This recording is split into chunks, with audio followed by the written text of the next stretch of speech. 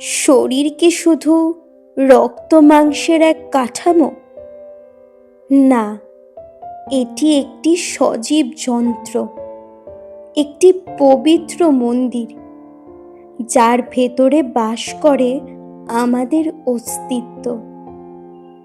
আমরা প্রায়ই ভুলে যাই একে যত্ন নিতে, ছুটে চলি জাগতিক সব মরীচিকার পেছনে।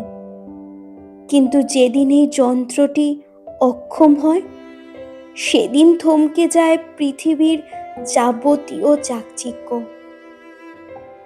স্বাস্থ্য মানে কেবল অসুখহীন থাকা নয়, স্বাস্থ্য মানে মনের জানালায় রোদের ঝিলিক, দেহের প্রতিটি কোষে প্রাণের সজীবতা।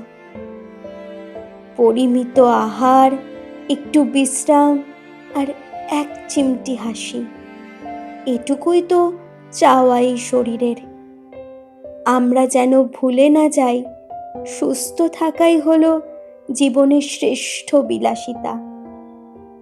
আসুন আজকের এই দিনে শপথ নিই, নিজেকে ভালোবাসবো, নিজের যত্ন নেব, কারণ একটি সুস্থ শরীরই পারে একটি সুন্দর পৃথিবী গড়ে তুলতে।